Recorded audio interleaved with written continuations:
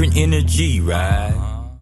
Thank you guys for subscribing to the channel. We're currently at 929 subs. Just keep liking and subscribing, keep commenting, everything. All comments are good, all bad comments are good. We love it all. Like I say, guys, we got a special guest. I want to tell you guys today, with our guest, if you're an entrepreneur, small business owner, athlete, or anything in entertainment, you really want to pay attention to this one today, guys. We got a good one. We got a great one today. Vic, go ahead and start it off, baby. All right. Our guest is an accomplished journalist with extensive experience in news reporting and broadcasting. She began her career as a journalist and radio news anchor, where she developed a strong foundation in journalism. Her work spans major publications and media outlets, including contributions to the Business Influencer, USA through BarnesandNoble.com, and in Canada through Indigo, and Miami Shoot magazine. She also hosts TV shows on Fox 5 San Diego and PIX 11 New York, where she continues to engage audiences with compelling stories. Her career highlights includes interviewing influential figures, co-authoring a book, and leveraging her journalism skills to build powerful media connection. She is also PR agent to Christy Buss of the Lakers and works with Fortune 500 companies. Ladies and gentlemen, Miss Diana Lamberts. Welcome. You finally made it, Miss Lamberts. How you doing? Happy today's day. Happy today's day. I like that. How you doing? We really thank you for coming on. How you feeling today? Everything good? I'm feeling great. Every day we wake up is an amazing day, and every day I wake up, I'm really grateful for it. So that's how I usually wake up, is thanking God that I'm here, that I'm alive. There you go. Well. Yes. You watched the Super Bowl yesterday? I sure did. Yes. Your team won? I can be Switzerland because I'm German.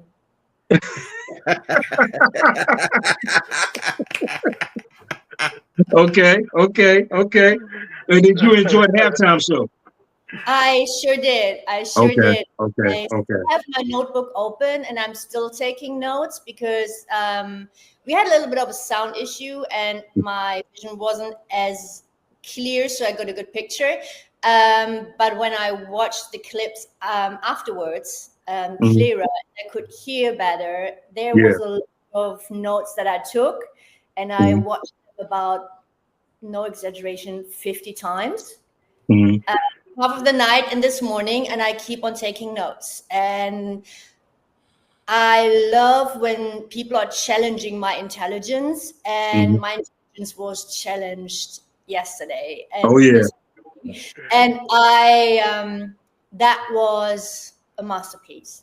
Yeah. People can talk about it once, but it was, I expected something more obvious. So at first I was like, wait, what is, it's over already? But once I was able to pay attention, I was like, okay. And I just sat back and you did it. You got what was going on. Good. A lot of people didn't. They just missed the whole thing, flew over their head. A lot of people didn't get it, but I'm glad you caught that. Yeah. So it was a message. Definitely a message. Most definitely. So tell us about yourself. Where you from? How you got started into what you're doing now? Tell us a little something about yourself. Well, I actually ended up in journalism, not even knowing that I wanted to become a journalist. I wanted to become something completely different. And someone said, hey, you know what? Like, start with the radio. It's fun. But I was a total introvert. So you put me at a party and I don't have a mission or I don't have a job, I end up being super quiet. And I learned more and more people are like this. They're introvert, extroverts. So once they work, it's no problem. I stood in front of thousands of people singing happy birthday for our radio station. No problem. But when in my personal life, when I'm somewhere, I can be quite shy, right? So I ended up at the radio station. I said, okay, let me try it. I sounded like, what did they call me? Minnie Mouse. And just like people, when they say you have to try and be resilient, and I did. So night after night after night, I was in the studio, practicing my voice, and became better and better, to one point that they actually said, you know what, now we can let you on air. And that's what they did. And then I want to become one of the show hosts. The radio in Germany is a little bit different than it is in the US. We have news, talk, and music on this at the same station. We don't have different like that. So it's a mix, which is quite nice. And I ended up working for its conglomerate of different local radio stations and national stations, which actually became one of Europe's largest radio stations. And yeah, so I wanted to become one of the hosts, but of course everyone wants. So I ended up in the news, and I was like, wow, this is actually very interesting here, because you learn a lot. Like constantly you have to think about things, and you have to read new things that you may not be an expert on, but then you ask the right questions, which all brings me to where I am today. Because when I come in and people say, oh, what is your niche? I don't have one. I'm a multi-hyphenate, but that's a good thing, because I ask all the questions experts do not ask anymore.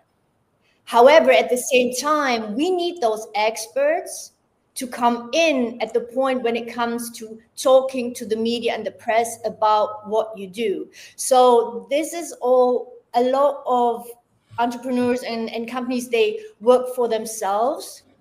But I'm the opposite. I'm like, if you merge ecosystems, you can create something bigger.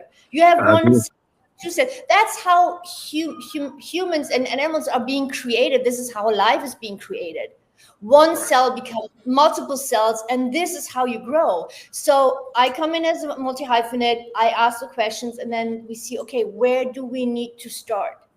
Same when you build a house. You know, some companies have built a mansion on stands. I don't know if you've ever watched that video when there was a hurricane and those huge houses on stand, they just collapsed. There was a whole house in the water on 4 pillars, and it collapsed, of course, because the foundation wasn't there. And that's basically what I do now. I saw an interview with you on a podcast. You stated one of your main goals is to make sure your clients are happy. Can you elaborate on that? Yes, it's a little bit selfish, because that moment when the client realizes, oh my gosh, we did it, gives me so much joy. It's hard to describe, and I use words for a living. So Could you just say it's selfish? Why would you think that's selfish? I feel like that's admirable. You take pride in what you do. I love the second to be there, and that gives me joy as well. So I'm doing it to be happy as well. So by getting others to their goals, so I get that part out of it for myself as well. You know, it's like when we give, we always get something back. Right. You know, and if it's not happiness, it's what I call karma points. So you know, you always get something back. But that moment, and at one point, technology will be that far advanced that we can cover it. It's this split second when they realize and their eyes lit up, and then it's like, oh my gosh, all this work. Because public relations a lot of times doesn't give you a return on investment immediately. Sometimes it takes time. It takes time to build relationships. It takes time to elevate your reputation, to get your name out of there, and so forth, right? Everything that can happen immediately is often paid media, which is fine. It's one tool. But to me, it is important that people know what is being used in order to, or which tool is being used in order to get them somewhere, so that they are not ignorant, right? If they say I don't care, then of course that's a different story. But transparency is super important. Go ahead, Craig. Okay, when you speak about PR, and I hear you when you say the different things you spoke about just now. Have you ever been in a situation? This is a two-part question. Have you ever been in a situation where someone came in and they knew everything that they wanted to do as it relates to PR, and someone who had no idea what they wanted? And which would you prefer? The answer is yes and yes, and both, because I love the challenge. So it's the one that already knows a lot. That means I don't have to explain much. That means we can start on a different level, right? The one that doesn't know much, we can build something together. So one is basically I help improving the building and the foundation and make it even better, bigger, and higher. The other one, I'm right there. And I had a client I worked with for 5 years, and he found his father's artwork, which is a Bible without words, which is super interesting because we had all the different religions coming together claiming it's their book. So which shows us words always are the reason why we're divided. And he didn't know nothing about PR, and we created something fantastic. And eventually he met the Pope. So that is how we built his credibility. He already had credibility in his industry and was very well known, but not in the industry of art and whatnot. And his goal was to make his father's artwork famous, and he did. Awesome. Now tell me, as far as broadcasting, you spoke about your broadcasting background. Now, could you please, for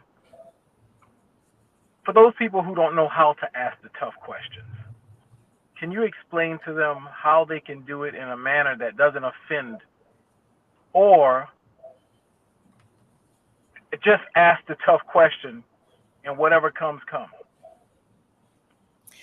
That's a really good question, a really tough question as well.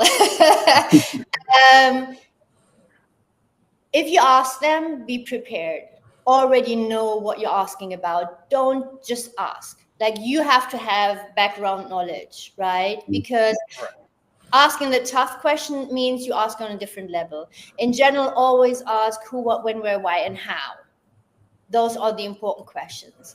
And to be honest, I love to not necessarily ask the tough question anymore. Because, everyone leaves happy, and people are not always mad at you. You can ask tough questions because they know it's not personal, because it's all professional. However, you can have a disclaimer, for example, in the beginning, it's like, hey, I will ask you tough questions and do that, or just surprise them, but then you have to have direction. But at least be prepared, know what you're talking about. That is my personal opinion. You can't just go in somewhere, confront someone with a tough question, and then when they ask you back, you're like, I don't know what to answer, because that's what you have to expect. You have to Exactly. the other person who knows what they're doing to ask you. It's like, so good question, but what about this? You want to be prepared. It's all about preparation. There you go. Yeah. So you mentioned at the beginning that journalism wasn't what you were planning for your life at first, but you end up into it. Was there an aha moment where you went, okay, yeah, I can do this. I want to do this. I love it. Or yeah, when I just started doing it, and I realized when I work, I love to create. And back in the days, it was different. That is almost 30 years ago, right? Mm-hmm. So when the reports we created were like, they were mixed with music, and then it was almost, you created a story, almost like those audiobooks that we listen to sometimes. And that was so creative, and I just loved that. And then the news, of course, knowing what's going on in the world, knowing what, like, politics and knowledge in general. I just love to learn, and I love to know things so that I can make a conscious decision. And it's important to educate yourself. If I hadn't educated myself yesterday, I would have just sat there the same way and said, yeah, that was boring. And not like I actually did. I stayed up until 1 o'clock in the morning, going through all the social media. It's like, okay, so what could that mean? What does that mean? It is important to educate yourself so you can make a conscious decision. That's right. All right. Ernest, I'll give it back to you. I don't have another question yet, but Ernest. All right, so this is a two-part question. What is PR? Can you break that down for us? And also, how can PR help out a small business or entrepreneur? Good question. Public relations, a lot of people see it as media relations. Public relations is me getting into the media, getting on the morning show and so forth. But public relations is so much more. It's so much more. It's strategy. It's being prepared. It's also crisis PR.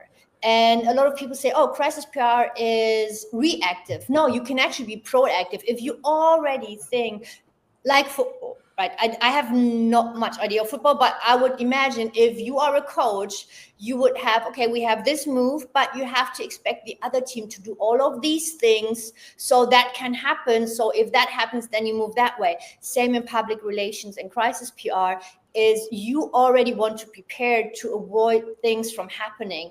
For example, there was this event where they had, I think it was 1.5 million balloons flying up in the air for a good cause. You can Google it. It was all over the news media for the wrong reasons eventually. They had organic media, people showing up because it was spectacular. They wanted to get into the Guinness Book of World Records. But what happened then was the wind changed and the balloons came back. And unfortunately, they unalived animals and there were accidents as well. And those are things that you want to be prepared. Same with the client that I had. We had a world record. We set everything up. And all of a sudden, they tried to tell us, oh, no, you can't have it because, you know, we want a picture of the 1.5 mile long Bible. Plus, we want to have a picture of the numbers on the counter. And said, that is physics and that is impossible. So I wrote a thesis on it, and because we considered everything from happening. So we had multiple cameras, we had drones, everything covered so nothing can happen. And that is very important. And in general, in regards to a question for small businesses, how they can use it, you can position yourself because you're an expert. You are an expert. So if anything happens and if there's anything you can speak on, it's like, wait a minute, no, that is not right. Or that is right. Call your local news media. Have a relation with them. And if they say no the first time, maybe they say yes the second time. I still do the same thing. Go ahead. No, it's like I still do the same things, you know, like I call people and they say, oh, no, this time, you know, this is not what we have in mind. But then it turned out weeks later, oh, hey, you know what? We talked about that person. Can you connect me now? Because we have something we want to talk about. It might not happen immediately, but it might happen later on. Okay. Yeah. How can I'm going to use, well, it's not an example. I'm actually the Miller experience. What's the route that anybody is in any kind of entertainment or podcast form or anything is looking for to be your client? What's the process of them becoming your client?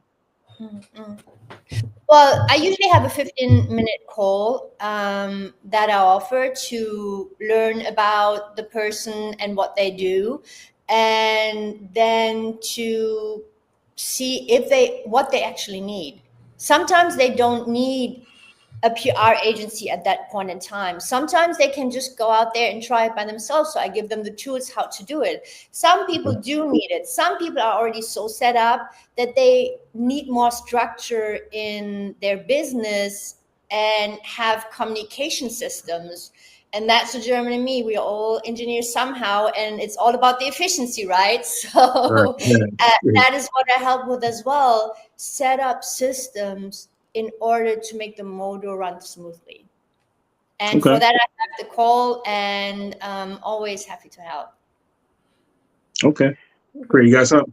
And having a journalism background, broadcasting, radio, and we all know about radio because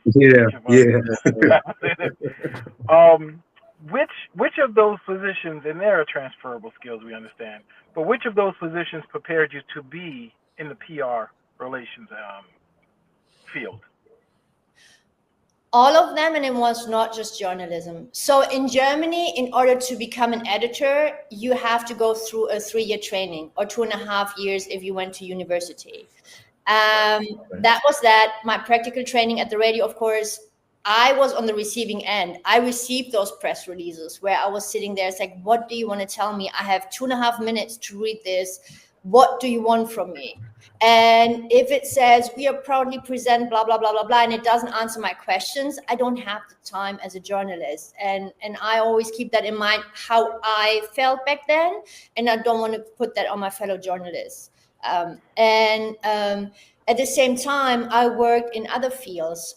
For example, I was the assistant director of one of the largest on-site animal shelters in the US. And that prepared me as well on communications and on systems and on being more efficient and so forth.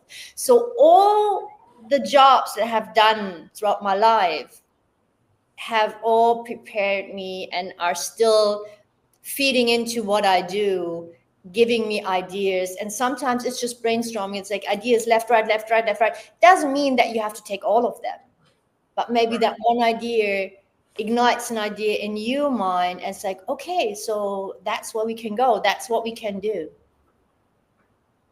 All right. So from PR perspective, working with clients, is there anything that client does that can make your job extremely harder versus extremely easier? It depends. I take it as challenges. Okay. And I love a good challenge. I love when my brain really has to work. That is so much fun. When I end up being exhausted because someone is so fast that says left, right, left, right, left, right, left, right, straight, left, right, turn around. And I'm like, whoa, I'm getting dizzy. That's when my brain is really, really almost like doing a happy dance and says, okay, very nice. That's a great challenge. Oh, for their frustrating moments. I mean, like, when you keep, like this one example I used earlier with the Bible. In the beginning, it wasn't all easy. We kept calling, trying to show people what we saw. But that's every entrepreneur does that. Making people see, like, this is the vision and it's amazing. Like, how can you not see it? And then once they hear more about it, then it's like, oh, wait a minute, I already heard about that. Okay, let's look into it. And again, who is going, there are not many people who are allowed to meet the Pope in person, or to have a 1-year-long exhibition about the Father's artwork. And in the aftermath, he actually had a whole orchestra playing his father's composition as well. So there are many, many amazing things that can happen. Man, I got so many questions lined up right now. Just bear with me right now, okay?